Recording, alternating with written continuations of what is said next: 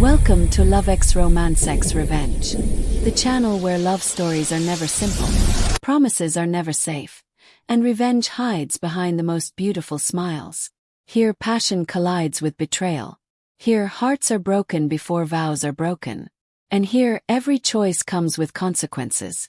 If you love deep romance, dark emotions, and stories that linger long after the last word, don't forget to subscribe, like, and turn on notifications. Your support helps keep these stories alive. Now dim the lights, take a deep breath, and prepare for a story where love and revenge share the same bed. Ethan Hale believed in love the way some men believed in destiny, not as a fantasy, but as a responsibility. To him, love was not fireworks that burned bright and disappeared. It was patience, consistency, showing up even when it was inconvenient. That belief had been shaped early in his life, watching his parents weather storms that would have torn weaker marriages apart. They argued, yes, but they never humiliated each other. They struggled financially at times, but they never treated love as optional. That lesson stayed with Ethan. At 34, Ethan was considered successful by every measurable standard. As co-founder of Hale Developments, he had helped reshape neglected neighborhoods into thriving communities. His name carried respect in boardrooms and credibility in financial circles. Investors trusted him. Employees admired him. The media described him as principled, a word rarely used in his industry. But none of that followed him home at night. His penthouse apartment was immaculate, modern, and painfully quiet. The city lights spilled through tall windows, reflecting off glass surfaces that held no personal history. No photographs, no shared memories, just space, too much of it. Ethan wasn't lonely because he lacked options. He had dated. He had tried relationships that felt promising at first but dissolved into convenience, ambition, or emotional distance. He wanted more than attraction. He wanted partnership. A woman who would build a life with him, not orbit around it. That longing made him attentive. It made him notice details other men overlooked. Which was why he noticed Ava Monroe the moment he saw her. She stood in the lobby of one of his properties on a quiet afternoon, dressed simply, her posture composed. She wasn't causing a scene. She wasn't demanding attention. She spoke calmly to the receptionist, explaining an issue with her lease. Not angrily, but firmly, as someone used to advocating for herself without drama. Ethan paused mid-step. There was something in her voice. Control layered over emotion. Not weakness. Not arrogance. Restraint. He intervened politely, expecting the matter to take minutes. Instead, he found himself drawn into conversation. Ava spoke intelligently, choosing her words carefully. She didn't over-explain. She didn't flirt. When she thanked him, her smile was small but genuine, the kind that didn't ask for anything in return. It lingered with him longer than it should have. Ethan arranged to follow up personally. That follow-up turned into coffee. Coffee turned into dinner. And dinner turned into long conversations that made hours disappear. Ava listened, truly listened. She asked questions about his work, his childhood, his fears. When Ethan spoke, he didn't feel like he was performing or impressing. He felt seen, understood, safe in a way he hadn't felt in years. She didn't talk much about herself. When he asked about her past, she answered vaguely but not evasively, as if some chapters were closed, not hidden. Ethan respected that. Everyone had scars. What mattered was who they were now. And Ava now was thoughtful, independent, emotionally composed. She never demanded more than he offered, yet somehow made him want to give everything. Ethan fell in love quietly. There was no dramatic moment, no lightning strike, just the steady realization that his life felt fuller with her in it, that he missed her when she wasn't around, that he imagined her opinions before making decisions, that the future he pictured, children, holidays, shared struggles, all had her face in it. When he proposed, it wasn't flashy. They stood on his balcony late one evening, the city humming below them. The air was cool. Ava leaned against the railing, watching the lights like she was memorizing them. Ethan took her hands. "I don't believe in perfect love," he said softly. "I believe in choosing someone every day. I want to choose you. Forever." Ava looked at him for a long moment. Her eyes were calm, her face unreadable. Then she smiled. "Yes," she said. Ethan felt his world settle into place. What he didn't see was the calculation behind her stillness. What he didn't hear was the unspoken weight behind her answer. What he didn't know was that while he was choosing forever, Ava Monroe was choosing a beginning that had nothing to do with love, and everything to do with revenge. Ava Monroe had not always been a woman who planned revenge. Once, she believed life rewarded honesty. Once, she believed hard work could shield a person from cruelty. And once, most dangerously, she believed love could make a powerful man gentle. That belief had a name: Daniel Hale. Years before Ethan ever entered her life, Ava was a rising financial analyst at a respected investment firm. She had earned her position through discipline and late nights, not favors or shortcuts. Numbers made sense to her. Patterns told the truth. And in a world filled with manipulation, Ava trusted logic more than people. Daniel noticed her during a joint project between her firm and Hale Developments. He was charming in a way that felt effortless, confident without arrogance, attentive without seeming calculated. He praised her intelligence publicly and supported her ideas in meetings. When others overlooked her, Daniel didn't. At least that's how it seemed. Their relationship unfolded slowly. Daniel never rushed her. He positioned himself as her protector, someone who understood how dangerous corporate politics could be and wanted to keep her safe. Ava felt chosen, valued, seen in ways she had never experienced before. She ignored the warning signs. The possessiveness masked as concern. The subtle control framed as guidance. The way his warmth cooled whenever she questioned him. When irregularities began surfacing in Hale Development's financial records, Ava noticed immediately. The numbers didn't align. She brought it to Daniel privately, trusting him. That trust destroyed her. Daniel convinced her to help fix the problem, to adjust reports temporarily while he handled things internally. He assured her it was legal, necessary, harmless. It was none of those things. When investigators came, Daniel was ready. The documents had been altered.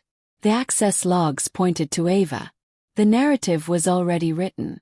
She was accused of fraud, insider manipulation, and professional misconduct. Daniel testified against her with a calm, rehearsed concern that made her stomach turn. He spoke of betrayal, of disappointment, of having trusted the wrong person. Ava watched her life collapse in real time. She lost her job within days. Her professional licenses were suspended. Friends distanced themselves. Colleagues stopped returning her calls. Even family members began to question her version of events. She confronted Daniel in his office, shaking with disbelief. "You promised you'd protect me," she said. Daniel leaned back in his chair and smiled. "That's the problem with smart women," he replied. "You forget power matters more than truth." That smile became the moment Ava changed. The legal battle drained her savings. Though criminal charges were eventually dropped due to lack of conclusive evidence, the damage was permanent. Her name was stained. No firm would touch her. The industry she loved turned its back on her. Daniel Hale walked away untouched. Promoted, praised, untouchable. Ava disappeared. She changed her name, moved cities, took low-profile jobs that paid little but asked fewer questions. Night she studied law, finance, corporate structures. Not because she wanted to rise again, but because she wanted understanding. Revenge doesn't begin with anger. Begins with clarity. Over the years, Ava studied the Hale family like a case file. She learned who held power, who avoided scrutiny, who was guilty. That's when she learned about Ethan Hale, Daniel's younger brother. Everything about Ethan was different. He was known for integrity, transparency, refusing underhanded deals. The good Hale, people called him. Ava didn't believe in coincidences. Meeting Ethan happened by chance, or so he thought. She recognized his name immediately. The resemblance was subtle but undeniable. The same bone structure. The same last name that had haunted her for years. At first, she intended only to observe him. To confirm whether he was like his brother. To see if the rot ran deep. But Ethan was gentle. He listened without agenda. Spoke without manipulation. Treated her like a human being, not an asset. That kindness unsettled her more than cruelty ever had. Ava tried to keep emotional distance, reminding herself why she was there. This was a means to an end. Strategy. Path toward justice. But somewhere along the way, she felt something dangerous growing inside her. Hope. And hope had once destroyed her. When Ethan proposed, Ava saw two futures collide. One built on love. The other on revenge. He chose revenge. Not because she didn't feel love. But because she feared what love had already cost her. And so Ava Monroe said yes. Carrying a past that refused to stay buried. And a plan that would change every life it touched. The wedding was everything a love story was supposed to be. Sunlight filtered through tall white windows, bathing the room in a soft glow that made everything feel warm and sacred. White roses lined the aisle, their scent drifting gently through the air. Friends and family filled the seats, smiling, whispering, wiping away tears as the music swelled. To everyone watching, Ethan Hale looked like a man standing on the edge of the life he had always wanted. He couldn't take his eyes off Ava. She walked toward him in a simple but elegant gown, her steps measured, her expression calm. She looked beautiful in a way that wasn't loud or dramatic, just quietly breathtaking. Ethan felt his chest tighten with emotion. In that moment, every doubt he'd ever had about timing, fate, or love itself vanished. This was right. As she reached him, Ethan took her hands. They were cool, steady. He squeezed them gently, smiling as if to reassure her, though he didn't realize she was the one holding everything together.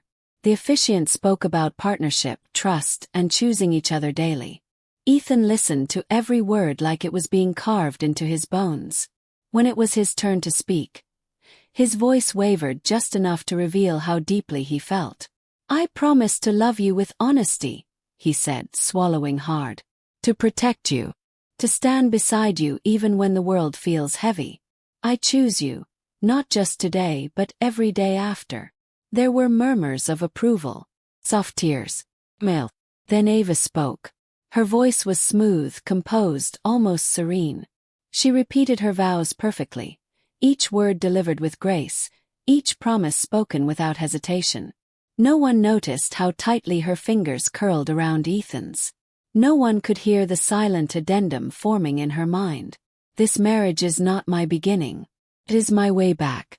When they were pronounced husband and wife, applause filled the room. Ethan kissed her with a tenderness that made Ava's chest ache.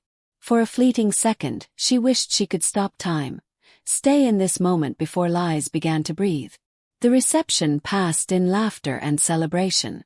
Ava danced, smiled, played her role flawlessly. Ethan watched her like a man in awe, convinced he had somehow won the emotional lottery of life. That night, in the privacy of their hotel suite, the weight of the day finally settled.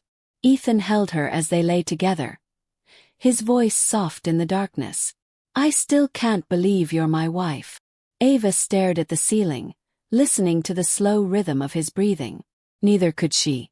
The honeymoon that followed was warm, intimate, and dangerously convincing.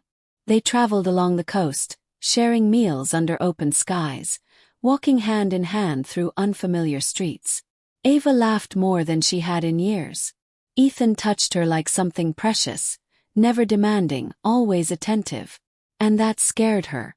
Because the more real it felt, the harder it became to remember why she was there.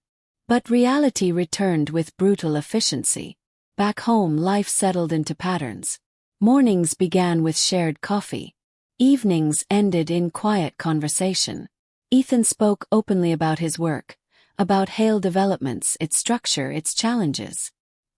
He trusted Ava without hesitation, inviting her opinion, valuing her insights. Slowly, carefully, she began to step closer to the machinery of the Hale Empire. Ethan granted her access to documents when she expressed interest. He never questioned her motives. Why would he? She was his wife, his partner. Ava told herself she was only observing, learning. But observation quickly became calculation. She recognized the familiar fingerprints of Daniel's manipulation buried within the company. Shell accounts, layered transactions, plausible deniability disguised as strategy. The same patterns that had destroyed her life years earlier were still there. Revenge stopped being abstract. Became real. At night, Ava lay beside Ethan, listening to him talk about future plans. Children, vacations, a house by the water. Each dream felt like a knife she was sharpening herself. She began locking her laptop, working late, taking calls in private. Ethan noticed, but love softened his questions. She's adjusting, he told himself. Marriage takes time. But sometimes in the quiet moments, Ava caught him watching her, as if trying to read something written beneath her skin. She hated that look. Not because it threatened her plan, but because it threatened her heart. The vows they had spoken echoed in her mind like accusations. Love and truth were meant to walk together. But Ava had built her marriage on silence. And lies, once spoken or withheld, have a way of demanding payment. The foundation had been laid, and it was already cracking. Daniel Hale returned without warning, the way storms often do, quietly announced, devastating once they arrive. Ethan was the one who told Ava. "My brother's back," he said casually one evening as they prepared dinner. "He's been overseas for months. Wants to have dinner with us this weekend." The knife in Ava's hand froze. For a fraction of a second, her breath left her body. The name alone dragged memories out of the dark places she'd buried them. Courtrooms, whispers, that smile, that laugh. Daniel Hale. Ava forced herself to inhale slowly to steady her hands. "Your brother?" she asked, keeping her tone neutral. "Yes, Daniel. I've told you about him." She nodded, as if the name meant nothing. Inside, everything screamed. By the time Saturday arrived, Ava had rehearsed a dozen versions of herself. Ava. Polite Ava. Unrecognizable Ava. She chose a simple dress, understated makeup. Nothing memorable. Nothing that would invite scrutiny. Daniel arrived with the same confidence he'd always worn like armor. He embraced Ethan with brotherly ease, laughing loudly, commanding the room without effort. His eyes scanned the space instinctively, assessing, measuring. Then they landed on Ava. Time slowed. Daniel's smile faltered for the briefest moment before reforming into something smooth and practiced. He stepped forward, extending his hand. "And you must be Ava," he said. "Ethan's spoken highly of you." His voice was exactly as she remembered. Warm on the surface, cold underneath. She took his hand. "Nice to meet you." Their handshake lingered a second too long. Daniel's gaze sharpened, his fingers tightening slightly as if searching for recognition. Ava met his eyes without flinching. She had practiced this moment for years, the discipline of neutrality. But Daniel wasn't convinced. Throughout dinner he watched her. Not openly, not rudely, just enough to be unsettling. He asked questions casually, slipping them into conversation. "So Ava," he said with a smile, "what line of work are you in?" "Consulting," she replied smoothly. "Finance related." Daniel raised an eyebrow. "Impressive." She returned his smile. "I enjoy numbers." Ethan noticed nothing. He was relaxed, happy to have his family together. He talked about work, about upcoming projects, about how grateful he was for Ava's support. Daniel listened, nodding, but his attention kept drifting back to her. After dessert, Daniel found his moment. Ethan stepped away to take a call. The room fell quiet. Daniel leaned closer to Ava, lowering his voice. "You know," he said lightly, "you remind me of someone I once knew." Her pulse spiked, but her expression didn't change. People say that all the time. He chuckled softly. Do they? Yes. Silence stretched between them, tight, dangerous. I have a good memory, Daniel continued. Faces especially. So do I, Ava replied. Something flickered in his eyes then. Suspicion, curiosity, maybe even fear. He straightened just as Ethan returned. But the damage was done. From that night on, Daniel inserted himself into their lives with unsettling ease. He invited himself to business meetings, family dinners, weekend gatherings. He offered advice Ethan didn't ask for and influence he didn't need. Daniel liked control. And Ava was a variable he couldn't yet calculate. She felt his presence like pressure on her chest. His casual remarks carried double meanings. His jokes landed too close to truth. He tested her constantly, probing for cracks. One evening, after a tense dinner, Ava retreated to the kitchen to steady herself. Daniel followed. You're very composed, he said. Most people aren't. She turned to face him. I find composure saves energy. Daniel smiled, not kindly. Careful. That kind of control can make people curious. Curiosity can be dangerous, Ava replied. He laughed softly. For some. Ethan overheard the tail end of their conversation as he approached. He saw Ava's rigid posture. Daniel's smug expression. What's going on? Ethan asked. Nothing, Daniel said quickly. Just admiring your wife's confidence. But that night, Ethan couldn't shake the unease.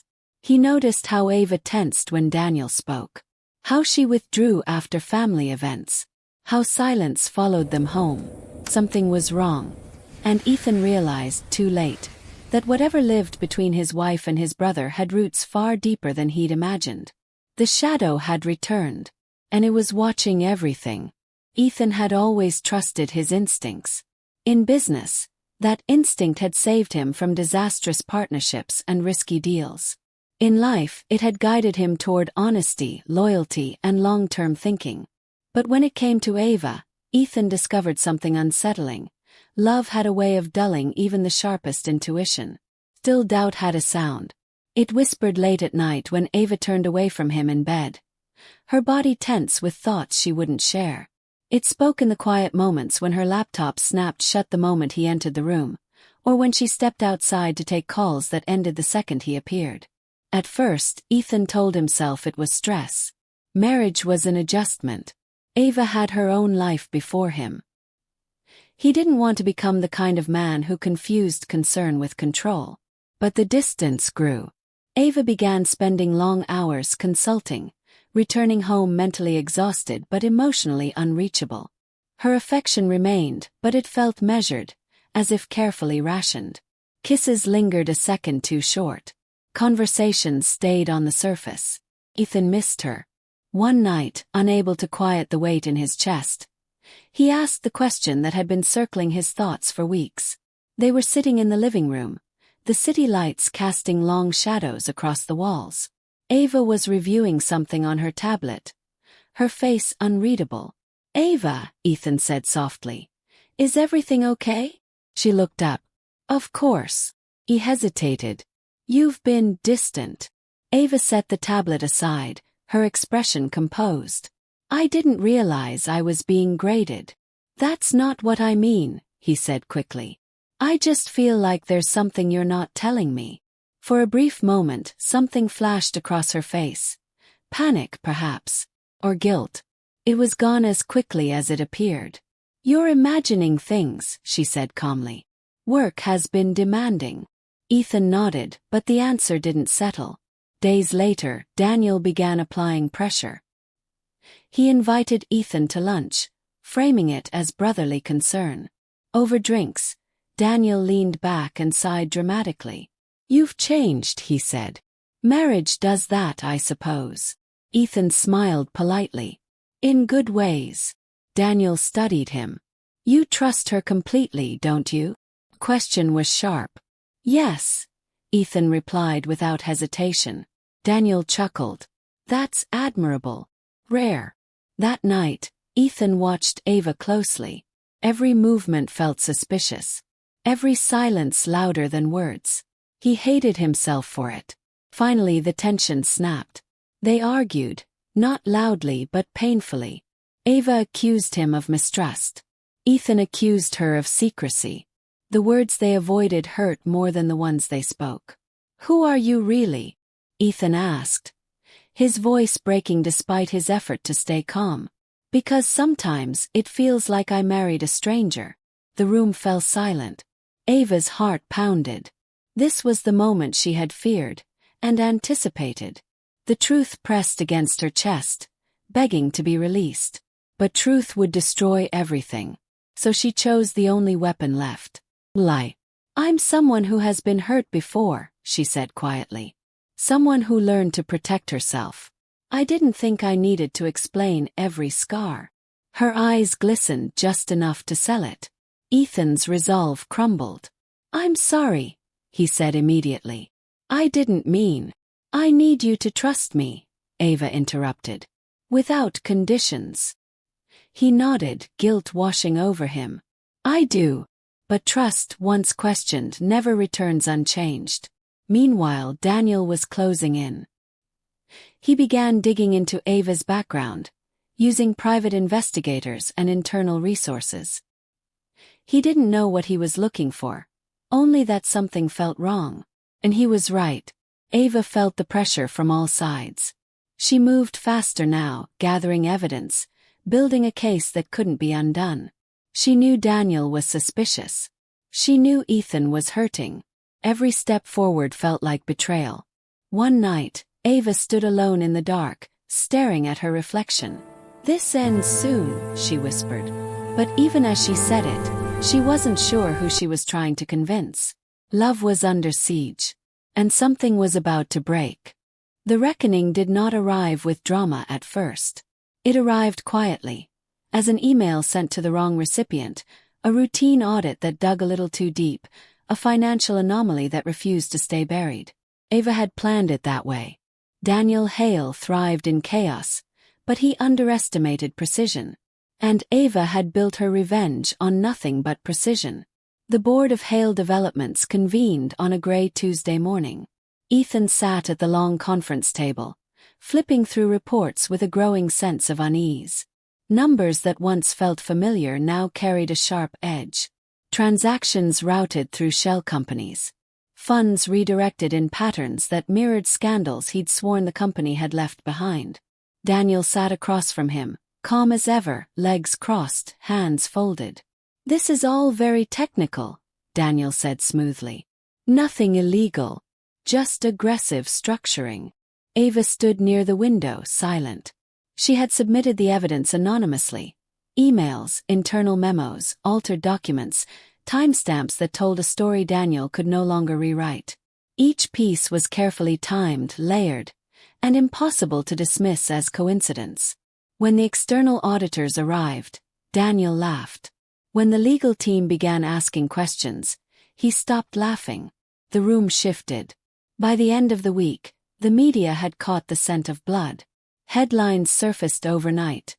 Hale Developments under investigation. Investors panicked. Share prices dipped. Phones rang endlessly. Ethan barely slept, working around the clock to contain damage he didn't yet understand. Daniel called Ava late one night. "I know this is you," he said without pretense. Ava held the phone calmly. "You always did think too highly of yourself. You think you've won," Daniel said. "You don't understand how this world works." "I understand perfectly," she replied.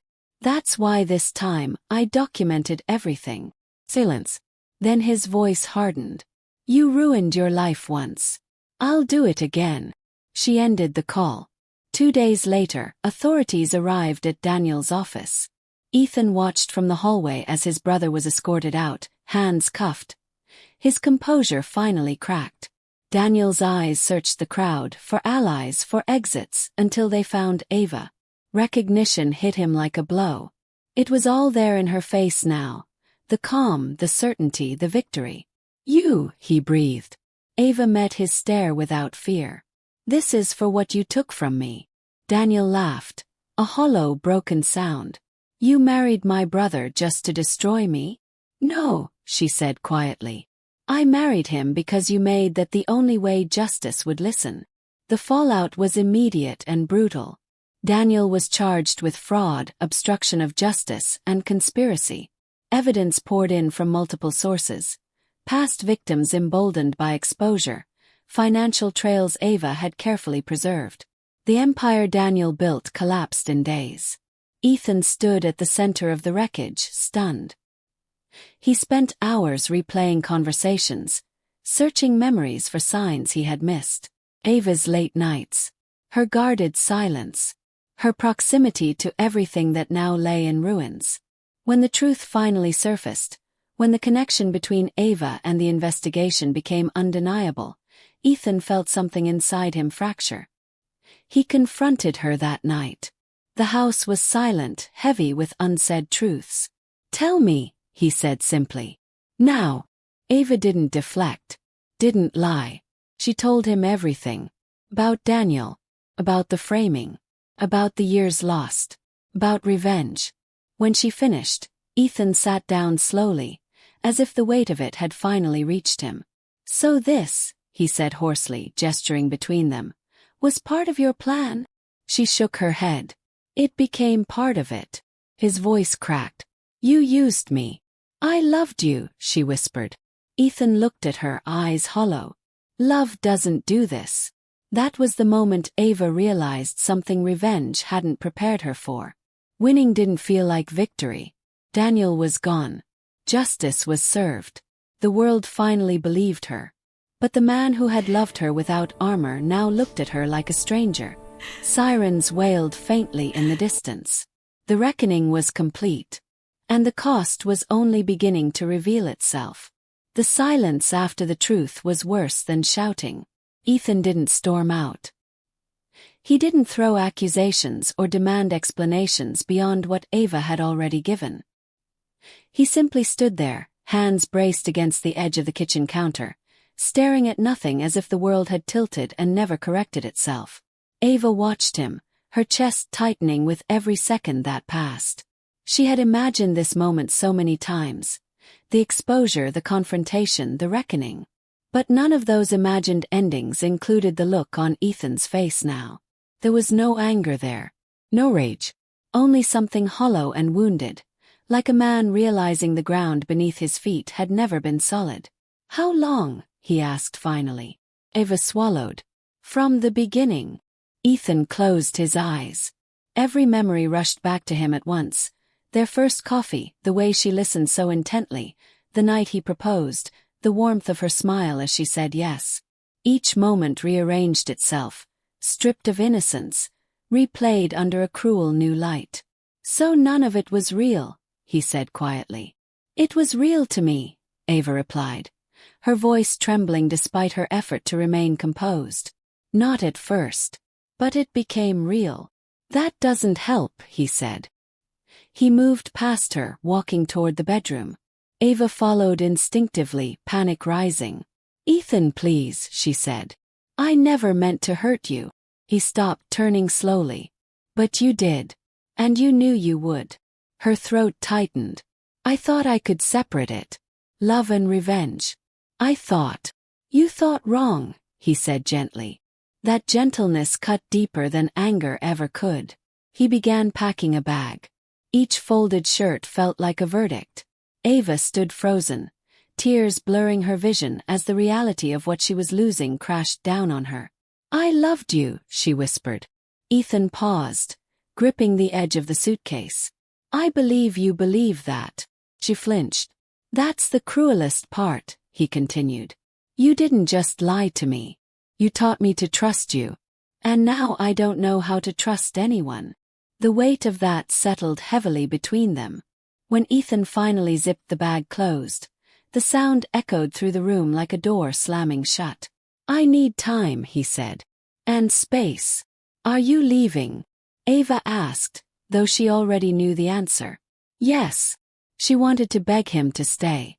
To promise she'd make it right. To say anything that might stop him. But something in his eyes told her that words had lost their power. At the door, Ethan hesitated. "Was there ever a moment," he asked without turning, "when you would have chosen me over this?" Ava's answer came too late. Yes. The door closed behind him. The days that followed blurred together. Ava moved through the house like a ghost, surrounded by reminders of a life she had detonated herself. Ethan didn't call. Didn't text. His absence was louder than any confrontation could have been. The media frenzy continued outside, but inside, everything was still. Daniel's trial dominated headlines. Ava was called as a witness. She testified calmly, professionally. The world finally saw her as a victim, a survivor, a woman who had outplayed a powerful man. But when the courtroom emptied and the cameras turned away, Ava went home alone. She replayed Ethan's words endlessly. Love doesn't do this. One night, unable to bear the silence, she drove to Ethan's penthouse. The lights were off. His car was gone. She sat in her own vehicle for nearly an hour, staring at the building that once felt like home. She never went inside. Weeks passed, then months. Daniel was convicted, sentenced. The Hale name was scrubbed of its darkest stain. Hale Development stabilized under Ethan's leadership.